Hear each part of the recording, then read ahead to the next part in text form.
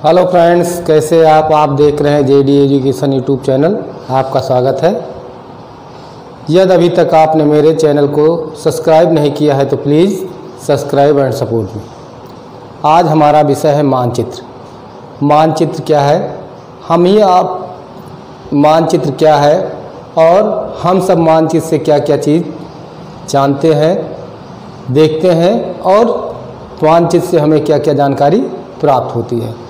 मानचित्र ग्लोब पर अंकित किया जाता है, जो विश्व का ग्लोब है उसको मानचित्र पर दर्शाया जाता है और इस मानचित्र को एक कागज़ पर तैयार करके पैमाने पर आसानी से, जिससे हम क्या करें सभी स्थानों, क्योंकि ग्लोब पर एक साथ हम सभी चीज़ों को हम देख नहीं पाते हैं, तो इसलिए मानचित्र के द्वारा क्या है हम सभी चीज़ों को एक साथ देख सकते हैं और एक निश्चित पैमाने के हिसाब से इसको हम चित्रण करते हैं।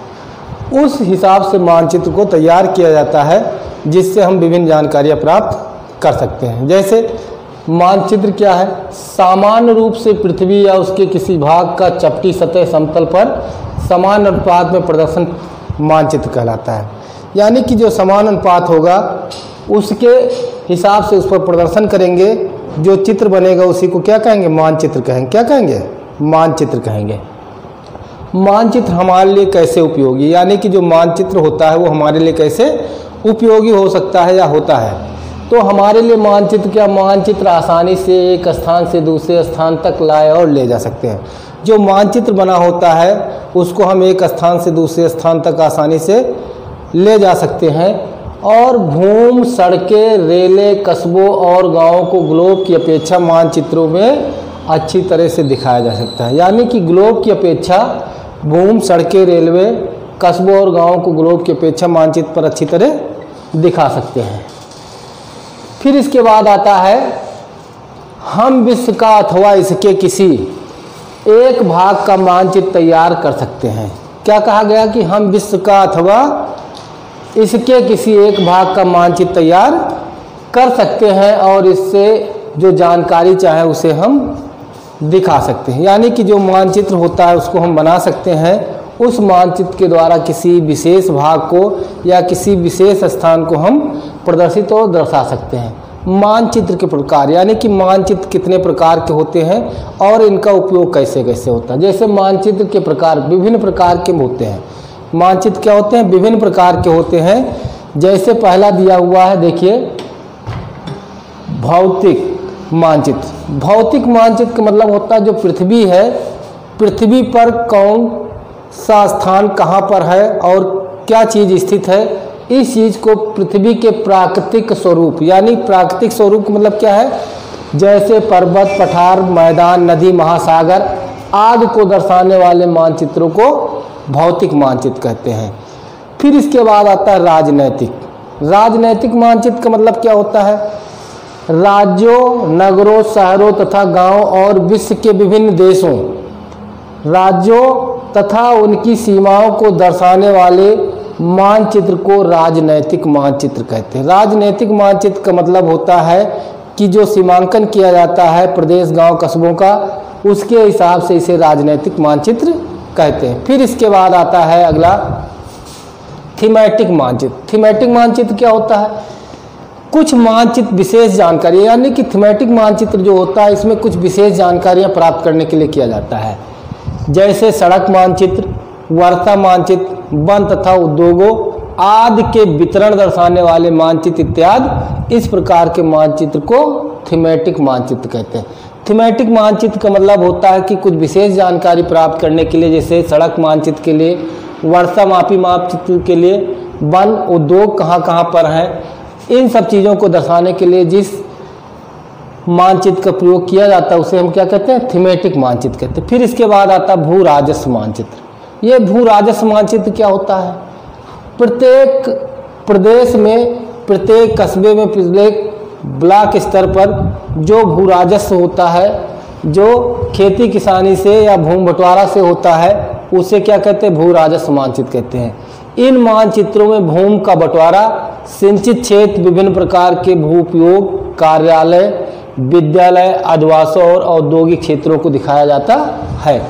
मानचित्र से हमें क्या क्या पता लगता है। जो मानचित्र होता है उससे हमें क्या क्या पता लगता है? मानचित्र से हमें दिशा की जानकारी होती है, दूरी की जानकारी होती है और प्रतीक यानी कि चिन्ह क्या क्या होते हैं।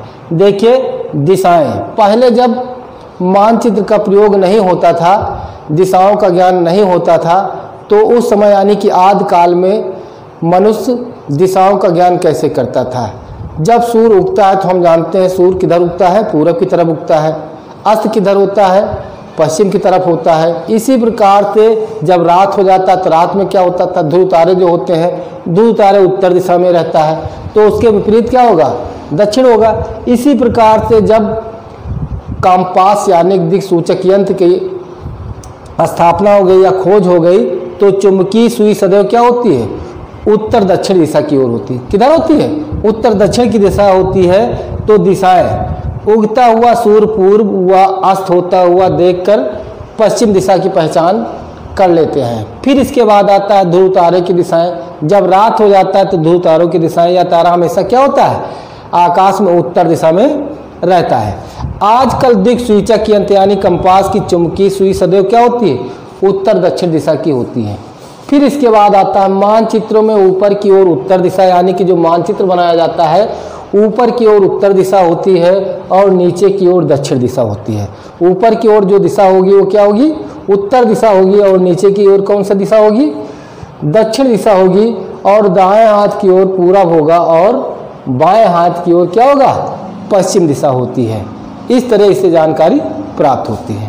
चलिए अब इसके आगे हम सब लोग देखते हैं कि मानचित्र में दूसरी क्या चीज़ ज्ञात होती है हमें, दूरी की दूरी भी मानचित्र में दी होती है। उसके हिसाब से हम दूरी को कैसे देख सकते हैं कि मानचित्र एक आरेखण होता है। आरेखण मतलब खींचा होता है जो पूरे विश्व या उसके एक भाग को छोटा कर कागज़ के एक पन्ने पर दर्शाता है। यानी कि कोई हम पैमाना ले लेते हैं, कितने हज़ार किलोमीटर है या कितने किलोमीटर है, उसको हम कुछ छोटे पैमाने पर ले लेते हैं और उसके माप बना लेते हैं। या कह सकते हैं कि मानचित्र छोटे पैमाने पर खींचे जाते हैं, लेकिन इसे इतनी सावधानी से छोटा किया जाता है ताकि स्थानों के बीच की दूरी वास्तविक रहे। यानी कि जो स्थान बनाए जाते हैं या जिनसे हम खींचते हैं उनके बीच की जो दूरी हो वो क्या हो, वास्तविक हो, जिससे कि कोई कन्फ्यूजन ना हो। मानचित्र पर दिखाई गई वास्तविक दूरी की क्या है, दूरी के बीच का अनुपात होता है। यानी कि जो वास्तविक दूरी होती है उसके बीच की दूरी का क्या होता है, अनुपात होता है। अनुपात कैसे, देखिए उदाहरण के अनुसार मानते हैं कि उदाहरण के लिए कि आपके विद्यालय और आपके घर की दूरी 10 किलोमीटर, यानी कि आपका विद्यालय आपके घर से कितने किलोमीटर है, 10 किलोमीटर है। लेकिन 10 किलोमीटर को हम प्रदर्शित करने के लिए क्या करें, जिसे मानचित्र पर 2 सेमी की दूरी से व्यक्त किया गया। यानी कि जो दूरी है 10 किलोमीटर, इसको पैमाना मान लिया गया 2 सेमी की दूरी के बराबर है। तो 2 सेमी की जो दूरी से व्यक्त किया गया है, इसका क्या प्राय है, इसका प्राय कि मानचित्र का 1 सेमी स्थल कितने किलोमीटर प्रदर्शित करता है, 5 किलोमीटर। कितने करता है, 5 किलोमीटर दूरी को प्रदर्शित करता है। रेखा चित्र का पैमाना क्या हो गया, 1 सेमी बराबर 5 किलोमीटर। 1 सेमी बराबर क्या हो गया, 5 किलोमीटर। इस प्रकार से इस चीज़ को प्रदर्शित कर लिया जाता है और दूरी का हम इंगित कर लेते। फिर इसके बाद आता है प्रतीक। प्रतीक क्या है, हम आप जानते हैं किसी चीज़ को प्रदर्शित करने के लिए संकेत या प्रतीक का प्रयोग करते हैं। उस संकेत और प्रतीक को देख करके हम स्पष्ट कर लेते हैं कि मानचित्र में क्या दिया हुआ है, या किसी भी चीज़ में हम आप उस प्रतीक के द्वारा ही समझ जाते हैं कि ये किस चीज़ को निरूपित करता है। जैसे यह मानचित्र का तीसरा प्रमुख घटक, यानी कि ये जो मानचित्र है इसका तीसरा प्रमुख घटक है। किसी भी मानचित्र पर वास्तविक आकार एवं प्रकार में विभिन्न आकृतियों जैसे भवनों, सड़कों, पुलों, वृक्षों, रेल की पटरियों या कुएं को दिखाना संभव नहीं होता। यानी कि इस प्रकार की चीज़ों को जो है दिखाना संभव नहीं होता है। तो इनके लिए क्या होता है, इन्हें निश्चित अक्षरों, छायाओं, रंगों, चित्रों तथा रेखाओं का उपयोग करके दर्शाया जाता है। जैसे आप सब लोग देखेंगे जो नदियाँ होती हैं, जो रेल लाइनें होती हैं, भवन होते हैं, शहर होते हैं, उनको प्रदर्शित करने के लिए किसी संकेत का प्रयोग किया जाता है। उस प्रकार से करते हैं। ये प्रतीक कम स्थान में अधिक जानकारी प्रदान करते हैं। यानी कि जो ये प्रतीक होते हैं कम स्थान पे अधिक जानकारी प्रदान करते हैं। इन प्रतीकों के इस्तेमाल के द्वारा मानचित्र को आसानी से खींचा जा सकता है, तथा इसका अध्ययन करना आसान होता है। यानी कि जो मानचित्र होता है इसको खींचना आसान हो जाता है और आसानी से इसको क्या कर सकते हैं, हम अध्ययन कर सकते हैं, समझ सकते हैं। फिर इसके बाद आता है मानचित्रों की एक विश्वव्यापी भाषा होती है। यानी कि जो विश्वभाषी भाषा है, विश्वव्यापी भाषा होती है, वो सभी देश प्रदेश सभी देशों में एक समान होती है। उसके लिए अलग अलग संकेतों का प्रयोग नहीं किया जाता, एक समान प्रयोग किया जाता है। भाषा होती है जिसे सभी आसानी से समझ सके। इन प्रतीकों के उपयोग के संबंध में एक अंतर्राष्ट्रीय सहमति है। इस सहमति के द्वारा इनका प्रयोग किया जाता है। ये रूढ़ प्रतीक कहे जाते हैं। ये क्या है, रूढ़ प्रतीक होते हैं। फिर इसके बाद आता है विभिन्न रंगों का उपयोग किया जाता है। जैसे नीले रंग का इस्तेमाल जलाशयों के लिए किया जाता है, भूरे रंग का इस्तेमाल पर्वतों के लिए किया जाता है, पीला रंग पठारों और हरा रंग मैदानों को दर्शाने के लिए किया जाता है। इस प्रकार से हम प्रतीक चिन्हों के माध्यम से हम क्या करते हैं, किसी भी चीज़ के बारे में हम अध्ययन कर सकते हैं मानचित्र को देख करके। फिर इसके बाद आता है योजना या खाका बनाना। किसी चीज़ का प्लान या योजना बनाते हैं। जैसे आप देखेंगे पढ़ाई के क्षेत्र में हो या घर में मकान बनाना हो या खेत है या कोई भी चीज़ है, तो पहले हम क्या करते हैं, प्लान बनाते हैं। उस प्लान या खाका को ही क्या कहते हैं, योजना कहते हैं। कभी कभी छोटे स्थान को विस्तार से दर्शाने की आवश्यकता होती है। यानी कोई छोटा स्थान है उसको विस्तार से समझाने की आवश्यकता होती है। जैसे आपका स्कूल है तो ऑफिस कहाँ है, लाइब्रेरी कहाँ पर है, क्लासरूम कहाँ पर चलता है, पानी पीने की व्यवस्था कहाँ है, टॉयलेट कहाँ है, जो एक योजना के अनुसार बना होता है। इसके लिए एक योजना बनानी पड़ती है। एक योजना किसी भवन या कमरा अथवा किसी छोटे क्षेत्र को खींचा हुआ वह स्वरूप होता है। फिर इसके बाद आता है जैसे किसी घर, कक्षा या बाजार का खाका। फिर इसके बाद आता है रूपरेखा बनाना, स्केच करना। रूपरेखा स्केच बनाने का मतलब क्या हो गया, जिस प्रकार से अभी बताया गया कि अपने विद्यालय का एरिया कितना है या आपके कमरे की लंबाई चौड़ाई कितना है, उसको हम क्या करते हैं, रूपरेखा यानी स्केच बना लेते हैं। यदि किसी मानचित्र पैमाना मानकर बनाया गया है तो हम इसके निश्चित जानकारी प्राप्त कर सकते हैं। यानी कि एक निश्चित पैमाना मान लिया जाता है, उसके अनुसार हम इसको प्राप्त कर लेते हैं।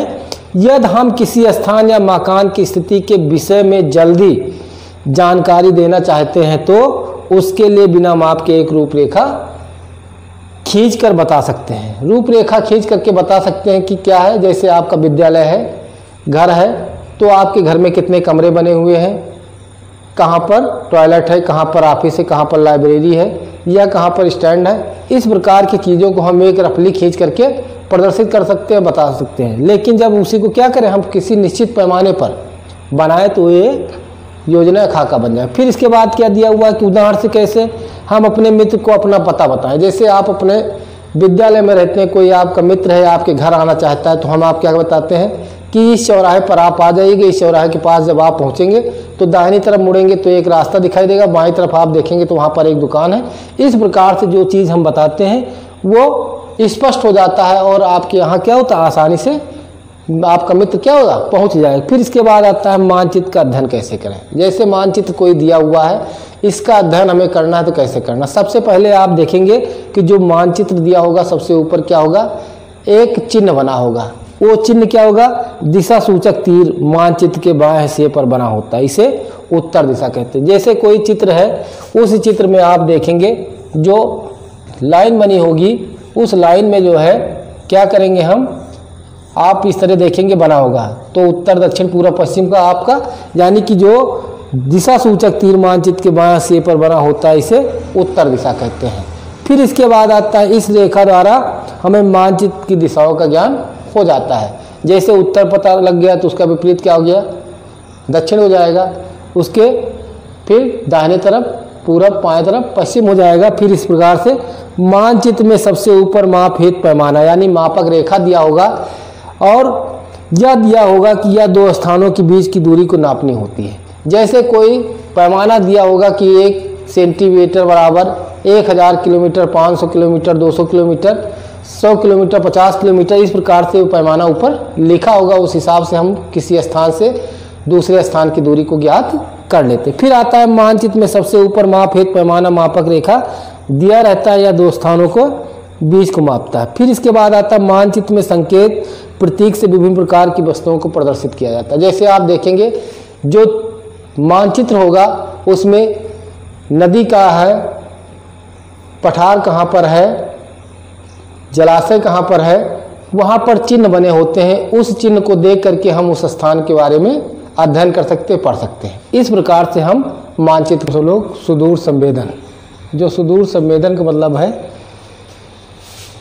रिमोट सेंसिंग, यानी कि हम सब लोग देखते हैं रिमोट सेंसिंग के द्वारा क्या करते हैं, जैसे टीवी भी ऑन करते हैं, दूर बैठे होते हैं उससे हम टीवी ऑन कर लेते हैं। इसी प्रकार से जानकारी करने के लिए रिमोट सेंसिंग यानी सुदूर संवेदन की व्यवस्था है। समानता किसी दूर स्थित स्थान, वस्तु, घटना अथवा धरातल के बारे में बिना वहां गए सूचना अथवा जानकारी प्राप्त करना सुदूर संवेदन कहलाता है। जैसे हम सब लोग समझ गए सुदूर संवेदन, रिमोट सेंसिंग से आप समझ सकते हैं कि आप देखेंगे कार वार में या मोटरसाइकिल में हम सब लोग क्या है, दूर से रिमोट दबाते हैं और लॉक हो जाता है, रिमोट दबाते हैं और खुल जाता है। उसी प्रकार से किसी स्थान, किसी घटना या धरातल के बारे में जानकारी बिना वहाँ गए प्राप्त करते हैं। इस प्रकार की घटना क्या कहते हैं, सुदूर संवेदन कहलाता है।